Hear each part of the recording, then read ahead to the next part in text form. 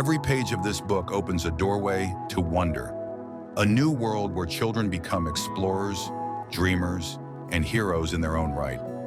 Within these stories, you'll find talking animals, brave friendships, and magical surprises waiting behind every cloud, tree, and whispering breeze. Each adventure shows how imagination can turn an ordinary afternoon into something truly extraordinary. Whether it's a dragon who sneezes bubbles, a penguin who dares to surf, or a mouse outsmarting a snake, the world here belongs to every curious heart ready to believe. These tales invite you to slow down, smile, and remember the small moments that make childhood shine. The laughter after a tumble, the warmth of a hug, the sparkle of stars after a long day's play. So open the cover wide, take a deep breath, and step inside the world of endless possibility. The stories are waiting to begin, and the next great adventure starts with you. Story 1, The Kid with Magic Hands. Eli was an ordinary kid, until one sunny morning when his hands began to sparkle. Not glittery paint or soap bubbles, real magic sparkles, like tiny stars dancing across his fingertips. When he touched a flower, it bloomed twice as big. When he patted his dog, the tail wagged so fast it made a breeze. When he high-fived his little sister, her scraped knee stopped hurting. At first, Eli loved it. He raced through the neighborhood, making everything better. Flowers brighter, dogs happier, ice cream colder. But soon, people lined up at his door. "Fix my wilted roses," said Mrs. Thompson. "Can you heal my goldfish?" asked a boy from school. "Make my cookies bake faster," yelled the baker. Eli's hands tingled and ached. He sat on the porch, staring at the sparks fading from his palms. Grandma sat beside him, sipping tea. "You look tired, sweetheart." "I think my magic's running out," Eli sighed. She smiled. "Magic isn't in your hands, Eli. It's in your heart. You can't give it all away. You have to let it rest, too." Eli nodded and took a deep breath. He still used his gift, but this time, just a little each day. A touch of kindness here, a smile there, and somehow, his sparkles came back brighter than ever. Moral: the greatest magic lives in kindness, not power.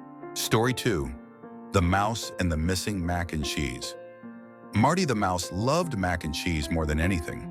He loved the smell, the ooey-gooey cheese strings, and the way the golden crust cracked when it cooled. But one night, when he scurried into the kitchen, his bowl was empty. "No cheese," Marty squeaked. "Impossible." He sniffed around the counter. Nothing. The cupboard. Nothing. Then he found a note taped to a spoon. "Borrowed your cheese, sorry. Benny the rat." "Borrowed?" Marty frowned. "Cheese is not a library book." He followed the trail of crumbs out of the house, across the garden, and into a small burrow under the oak tree. There sat Benny the rat, stirring a pot over a tiny candle flame. Beside him lay a baby rat wrapped in a blanket, sniffling. "I just needed cheese for him," Benny said softly. "He's been sick, and the smell of cheese makes him eat." Marty's ears drooped. He looked at the pot and smiled. "You should have asked. I've got plenty to share." Together, they cooked a bubbling pot of mac and cheese. So cheesy, it made the whole burrow smell delicious. The baby rat squeaked happily, and Marty even brought some home for breakfast. From that night on, the two families shared every meal together and never ran out of cheese again. Morale: understanding others can turn anger into friendship. Story 3, The Lost Balloon. Sophie's favorite balloon was bright red and shaped like a heart. She took it everywhere, to the park, the store, even to bed. It squeaked softly when she hugged it, and when the sun shone just right, its reflection danced on her ceiling. But one windy afternoon, as she skipped down the street, whoosh! The string slipped through her fingers. The balloon soared higher and higher, past rooftops, birds, and clouds. "Come back!" Sophie cried, chasing after it. Her shoes splashed through puddles. Her heart pounded. But the balloon drifted farther and farther away, a tiny red dot in the sky. She sat down on the grass and sighed. "It's gone," she whispered. Then something fluttered down from above, a letter tied to a piece of ribbon. It read, "Thank you for sharing your balloon. It floated into my yard and made me smile. I think it wanted to visit, from a boy in the next town." Sophie grinned through her tears. She looked up at the sky, imagining her balloon floating between them, carrying a little bit of happiness wherever it went.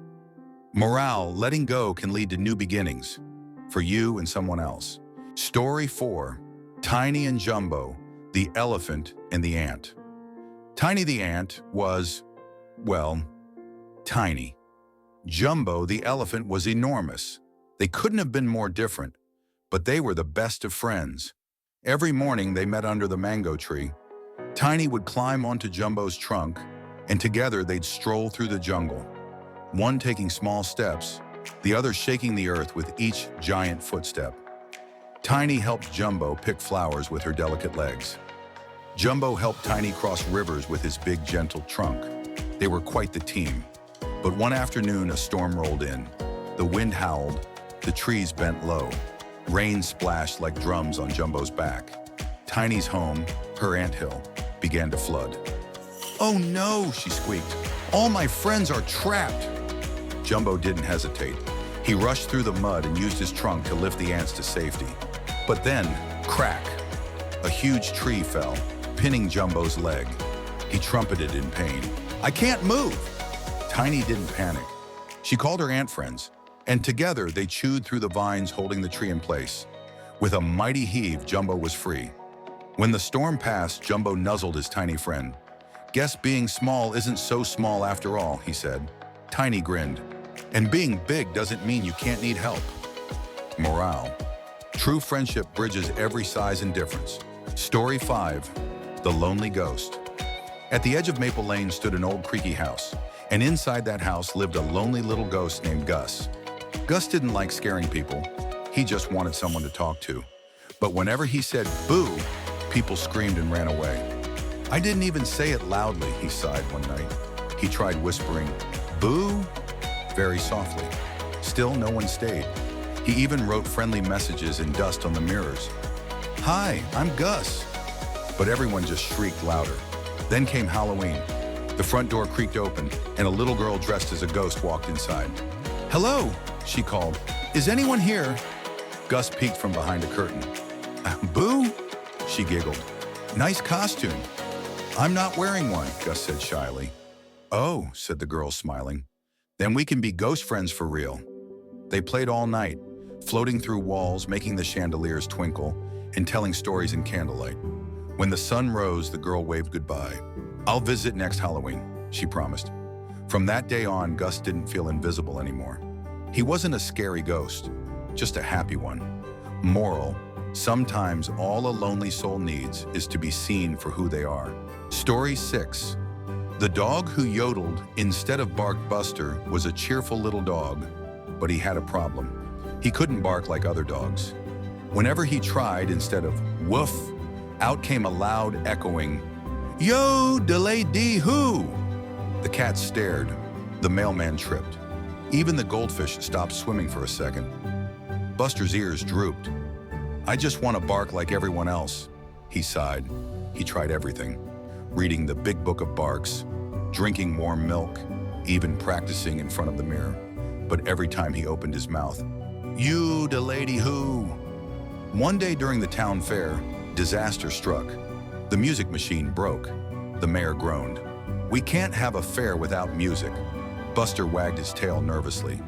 "Maybe I can help?" He hopped onto the stage, took a deep breath, and yodeled with all his heart.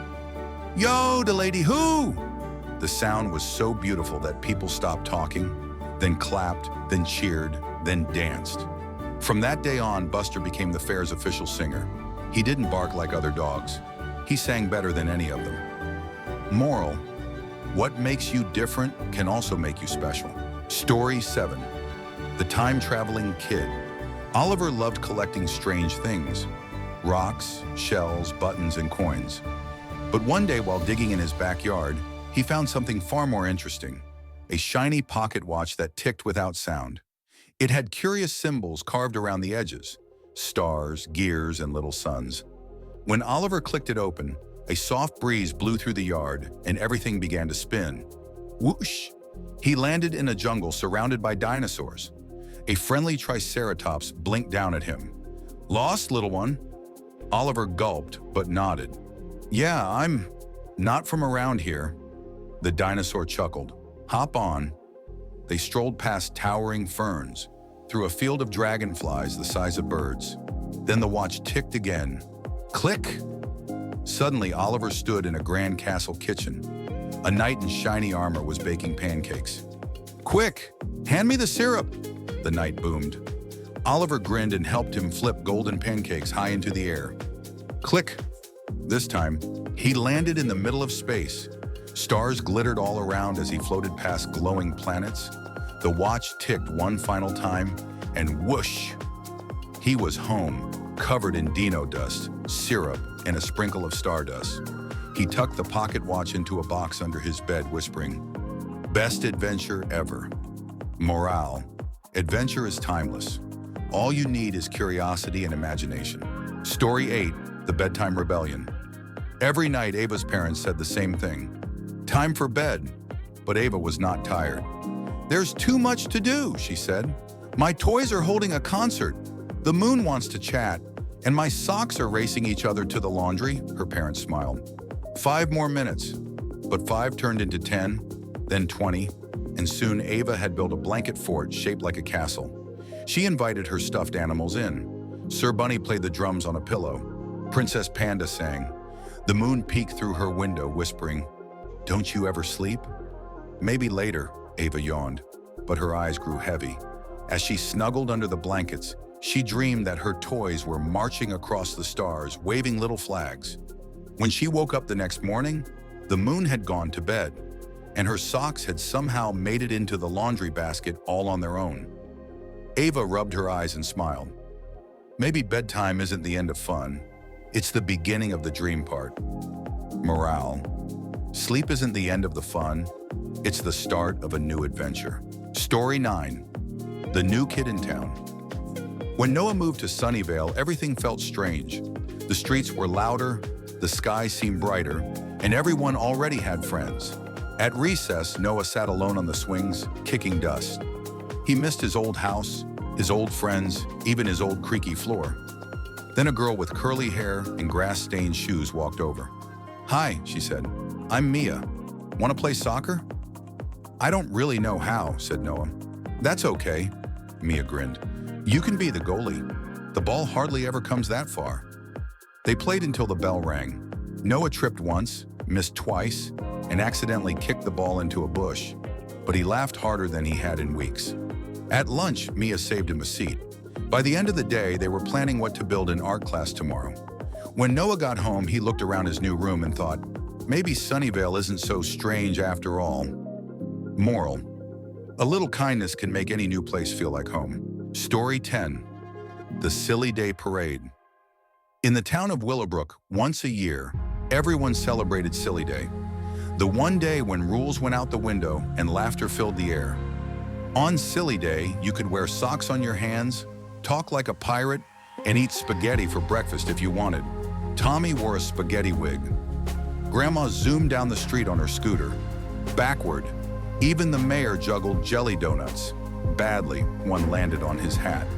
But this year, dark clouds rolled in and rain poured down. "Oh no," everyone cried. "The Silly Day Parade is canceled." Tommy frowned, then smiled. "Wait, what if we have it inside?"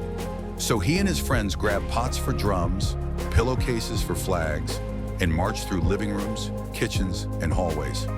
Neighbors banged spoons on pans from their windows. Laughter echoed up and down the street.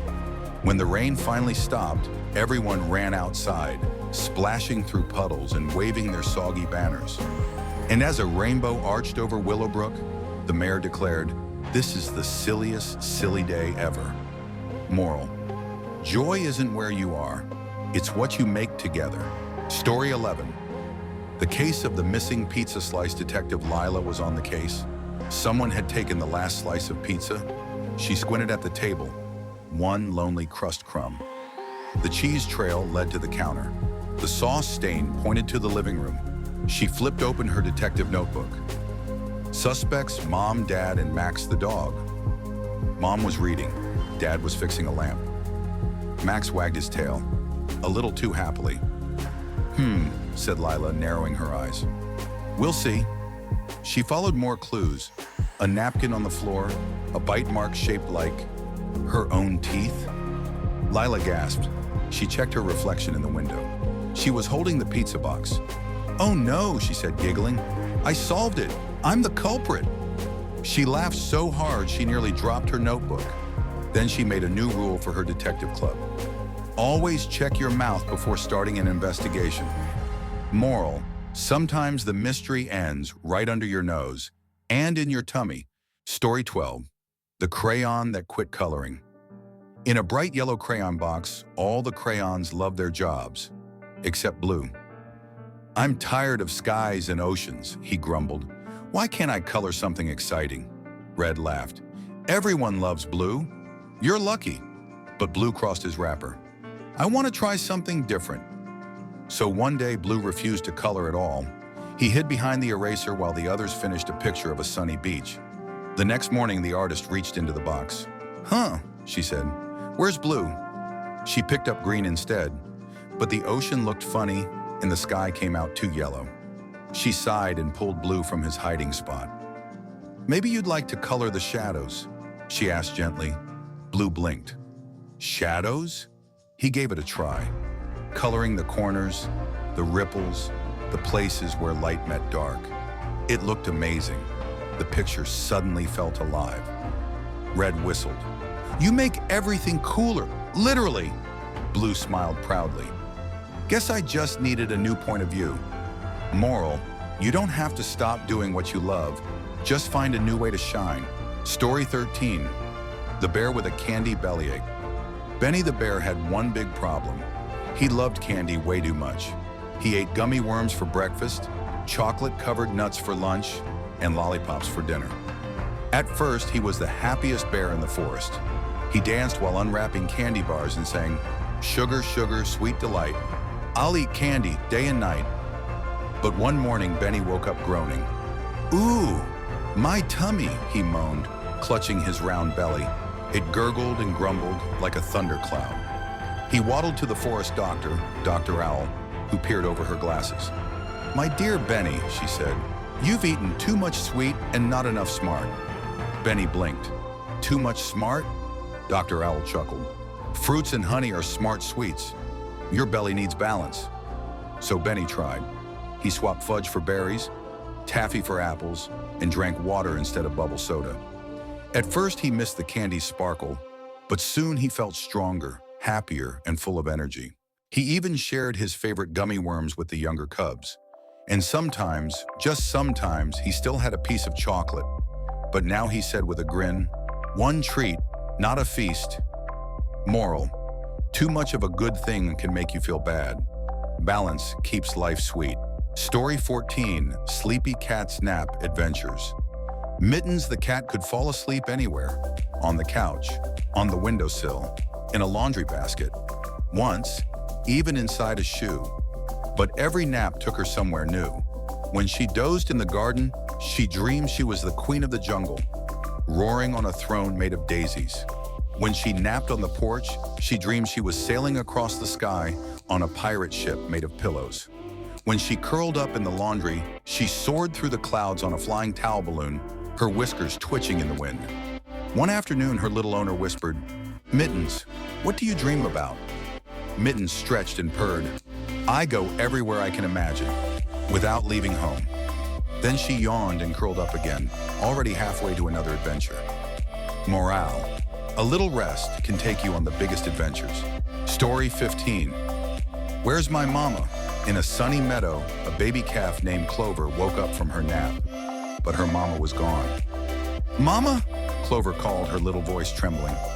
No answer. She peeked behind the trees, looked under the flowers, and even asked the butterflies, have you seen my mama?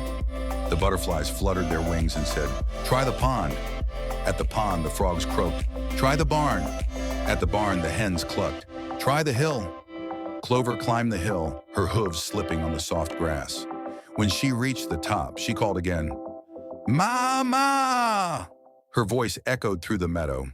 And then, faintly, she heard the sweetest sound. Clover! Her mama was there, carrying a mouthful of daisies. "I just went to pick your favorite flowers," she said. Clover nuzzled close and sighed with relief. From then on, she never worried when her mama went away, because love, she learned, is always close enough to find you. Morale: even when you can't see them, the ones who love you. Story 16, The Curious Puppy. Pip the puppy was curious about everything. What was behind the door? Why did the cat's tail move like that? And where did socks disappear to when they left the laundry basket? Every day was a mystery for Pip. He sniffed the couch, pawed at shoes, and once even stuck his nose into a bag of flour, which ended in a sneeze so big it dusted the whole kitchen white. But one day, Pip's curiosity carried him too far. The front gate was open, and a flutter of butterflies danced by. He chased them down the street, his tiny paws pattering on the pavement. When the butterflies vanished, Pip stopped and looked around. The trees looked taller. The smells were strange. He whimpered softly, "I think I've gone too far." Just then, the mailman, the same one Pip always barked at through the window, spotted him. "Well, look who's out exploring," he said kindly. He lifted Pip into his arms and carried him home. Pip's family ran outside, cheering and hugging him tight. That night, Pip curled up in his bed, snuggling his favorite toy and whispering, "Next time, I'll explore with someone who knows the way." Moral: curiosity is wonderful, but safety makes every adventure better. Story 17, The Shy Kitten's First Day at School. Luna the kitten was starting her very first day of school, and she was terrified. "What if no one likes me?" she whispered to her mom. Her mom smiled and smoothed her whiskers. "Just be yourself, my love. That's all you need to do." At school, the playground buzzed with excitement. The puppies were chasing balls, the bunnies were painting, and the birds were chirping songs from the swings. Luna hid behind her lunchbox, wishing she could disappear. Then, a turtle dropped his crayons. They rolled right to Luna's paws. She picked them up carefully and handed them back. "Thanks," said the turtle, smiling shyly. "Want to color with me?" Luna blinked, then nodded. They drew trees, stars, and funny faces until other animals came over to join. Soon the shy kitten was surrounded by new friends, laughing, drawing, and sharing snacks. When the bell rang, Luna whispered to the turtle, "I was scared no one would like me." He smiled. "You were kind. That's what everyone likes most." Morale: kindness is the best way to make friends, even on your very first day. Story 18, Who Took My Hat? Freddie the Fox loved his hat, a tall, floppy thing with a blue feather on top. He wore it everywhere, while painting, dancing, and even napping. But one breezy morning, his hat was gone. "Who took my hat?" Freddie asked the forest. Not the birds. They were busy singing. Not the rabbits. They were too busy digging. Not the raccoon, though he once tried it on. It was much too big. Freddie searched high and low until he reached the riverbank.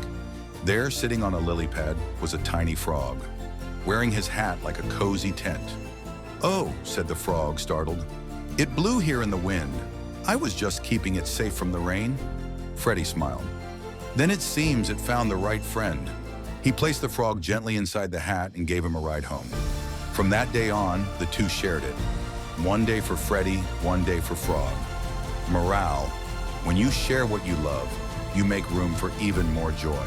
Story 19, The Moon Hunter. Every night, Leo sat by his window with his telescope, gazing up at the glowing moon. It looked close enough to touch, and every time it rose, his curiosity grew.